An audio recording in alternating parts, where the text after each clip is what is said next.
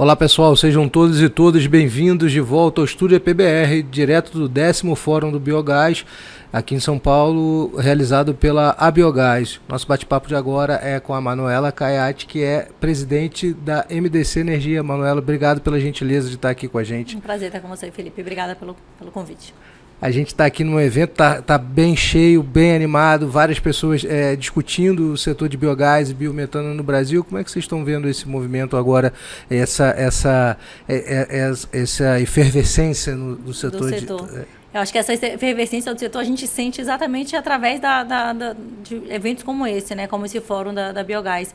A gente, na MDC, a gente foi membro fundador da Biogás, eu estou no conselho da Biogás, e é impressionante, porque o evento, 10 anos atrás, eu acho que o Alessandro estava comentando hoje no painel que a gente estava junto, tinham 25 pessoas presentes. Hoje a gente está aqui com a casa lotada, mais de 500 inscritos, um painel super qualificado de público, de painelistas, muitas pessoas, inclusive de representantes de vários estados, secretarias de vários estados, entes reguladores, o que mostra, de fato, que o setor está numa fase de amadurecimento, as pessoas estão tentando se mobilizar, conectar as pontas, então você vê distribuidores, produtores, fornecedores de equipamento, reguladores, todos participando juntos, tentando desenvolver esse mercado que ainda está no seu nascedouro, né?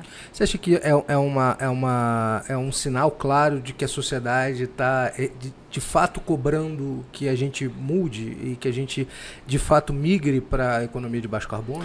Eu acho que existe esse apelo muito forte da sociedade como um todo, e como o Brasil já tem uma matriz elétrica muito sustentável, né? Quando você fala, ano passado, 92% da energia elétrica produzida sendo de baixo carbono, quando você olha a matriz energética, e olhando principalmente os combustíveis, já é um panorama bem diferente, você está falando em torno de 50%. Então, eu acho que o biometano, finalmente as pessoas estão reconhecendo, o mercado está reconhecendo que é um combustível muito fácil de ser substituído, de se deslocar a outro, um combustível drop-in com a pegada de carbono baixíssima, negativa em alguns casos. Então, sim, acho que tem um apelo, e eu diria que é menos da sociedade, mais de empresas, indústrias que estão entendendo que a gente está num momento de mercado que a intensidade de carbono de seus produtos faz diferença, sim, inclusive no comércio global. E em função disso, o biometano acaba sendo uma alternativa para as indústrias que estão buscando essa pauta de descarbonização, sem dúvida. Como você mesmo colocou, é uma indústria que está começando, né? Está dando aí seus primeiros passos no Brasil. O que a gente precisa hoje para que ganhe tração, ganhe fôlego e amanhã, nos próximos 10 anos, aí, quando a gente estiver aqui no 20º Fórum, a gente esteja em outra realidade? É uma ótima pergunta, né? Porque eu acho que, como qualquer setor ainda muito incipiente, você tem muitos desafios. Então, você tem desafios do ponto de vista regulatórios muito grandes. Você tem, quando a gente fala em produção e distribuição de gás natural, e o biometano também, você está falando de regulação estadual. Então, só aí você já tem uma complexidade muito maior do que o setor elétrico. Ou seja, você tem que estar negociando, conversando com dezenas de agências reguladoras distintas. Então, você tem uma questão regulatória, uma questão de conexão na rede de gasoduto, uma capilaridade da nossa rede de gasoduto baixíssima, né? Praticamente só concentrada na costa. Então, a própria viabilização de projetos de biometano no Brasil, você não pode contar com o modal rodoviário, você tem que pensar fora da caixa, como é que você vai fazer esse escoamento, você vai comprimir, vender via GNC, vai liquefazer. Então, você tem todas as complexidades logísticas de escoamento, questão de precificação, né? Então, acho que hoje ainda não tem um mercado de certificação, de certificados de origem com liquidez no Brasil, como tem nos Estados Unidos e na Europa. Hoje, na Europa, quando você vende um biometano, o prêmio verde vale mais do que a molécula. Uhum. E isso ainda não é uma realidade no Brasil. Então, acho que você tem frentes e própria tecnologia também. Então, hoje já tem um amadurecimento tecnológico. A gente vai hoje aqui no stand do fórum ver dezenas de fornecedores de tecnologia, de purificação de biogás, de membranas, outras soluções. Mas acho que a gente ainda tem um longo caminho a caminhar do ponto de vista regulatório, de atributos e infraestrutura estrutura para o mercado, de fato, desenvolver. Isso é um projeto de longo prazo, sem dúvida. Quando você fala das dificuldades e da harmonização entre o que vocês precisam trabalhar, estados e União, a harmonização entre as legislações e as regulações seria um passo que ajudaria bastante? Sem dúvida, sem dúvida. E o próprio marco da nova Lei do Gás em 2021 foi um avanço nesse sentido, até quando você definiu, né, uma intercambiabilidade entre o gás natural e o gás natural, o biometano.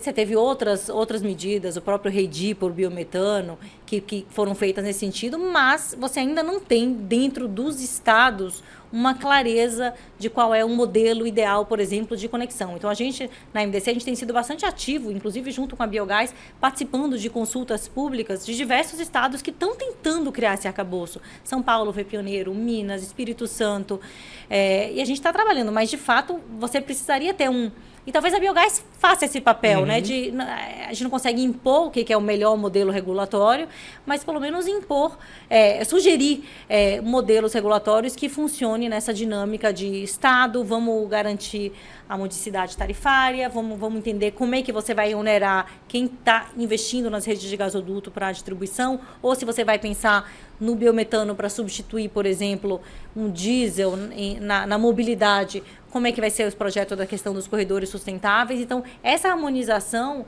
exige uma vontade muito grande dos governos, dos empreendedores, políticas públicas. E o que a gente tem visto hoje, quando a gente viu aqui no painel de abertura, a gente viu o estado de São Paulo, do Rio de Janeiro, do Pará, diversos estados aqui, e do próprio Ministério de Minas e Energia sendo representado, justamente tentando essa construção. Eu acho que a boa notícia é que a gente está num momento que está todo mundo entendendo que essa construção precisa acontecer, e eu acho que tem essa boa vontade. Agora, demora. Né? Não, sempre essas construções não são simples, né? Sim. A gente tem no Congresso hoje, por exemplo, o projeto do combustível do futuro, que está aí tramitando, a Biogás está discutindo com o deputado Arnaldo Jardim, que é o relator, a inclusão de um capítulo sobre biometano. Como é que vocês estão vendo esse movimento no Legislativo?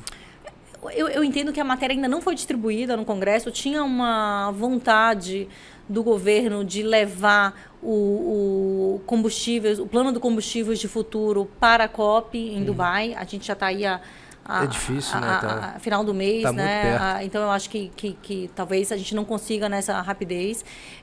Mas é um PL importante no Brasil. Sem dúvida, faz todo sentido. O Programa Nacional de Biometano está dentro desse PL. A Biogás está trabalhando nesse sentido, mas ainda não começou a tramitar isso. Então, acho que a gente ainda tem um caminho pela frente. E eu acho que a data que estamos hoje, acho que isso não vai estar pronto ainda antes da COP. Legal. E a gente tem um outro movimento que foi importante para quem está investindo no Brasil, que foi a reforma tributária, que acabou de passar no Senado e está voltando para a Câmara. E que dentro agora do texto tem a possibilidade de um fundo para redução de emissões.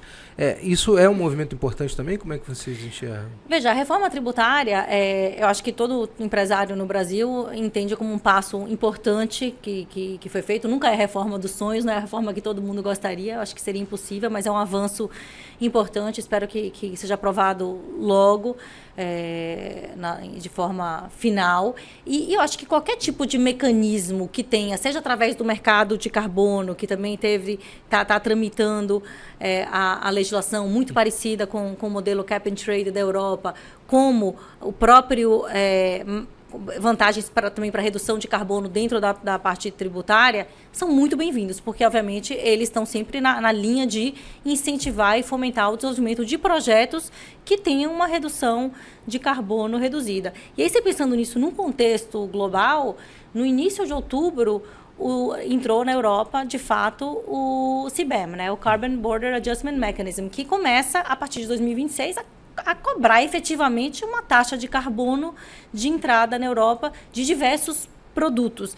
E o Brasil, como grande exportador para a Europa, isso não vai ficar restrito à Europa, certamente outros países, Estados Unidos também vão começar a mensurar isso, vão começar a taxar, vão começar a medir os produtos que estão sendo importados pela sua intensidade de carbono. Então, eu acho que a indústria vai ter que fazer um ponto e falar o seguinte: olha, eu vou emitir menos carbono ou mais carbono, eu vou pagar um prêmio para ter um biometano, vale a pena vis-à-vis, ou eu vou pagar $100 a tonelada na hora que eu estiver levando esse produto para a Europa. Então, eu acho que o Brasil tem que fazer parte desse jogo de carbono. Não adianta só a Europa estar taxando e a gente não está tendo aqui os incentivos para que as indústrias se adequem. Então, eu acho que todo tipo de mecanismo nesse sentido e um mercado de carbono desenvolvido vai ajudar nesse sentido. Legal. Para a gente encerrar, os investimentos da MDC, o que vocês estão olhando para frente? O que já tem aí de planejado que vocês podem antecipar para a gente? Olha, a gente está trabalhando agora no desenvolvimento, na implantação da terceira planta de biometano de aterro aqui no estado de São Paulo. Estamos aí já em plena obra. E a gente entende que tem um potencial grande de produção de biometano no Brasil, principalmente quando você olha para a biodigestão, né? Então, os aterros sanitários, óbvio, são produtos, já são biodigestores a céu aberto, tem um volume grande de biogás disponível, mas a gente entende que a próxima fronteira de crescimento de biometano, que é onde a gente tem dedicado bastante energia, está na biodigestão, usando diferentes fontes de biomassa, e nesse sentido a MDC tem investido bastante tempo, recurso e pesquisa em, de fato, definir modelos de negócios e biomassas que sejam mais eficientes na produção de biometano. Então, estamos bastante focados nesse sentido. Legal. Obrigado, Manuela, mais uma vez pela gentileza.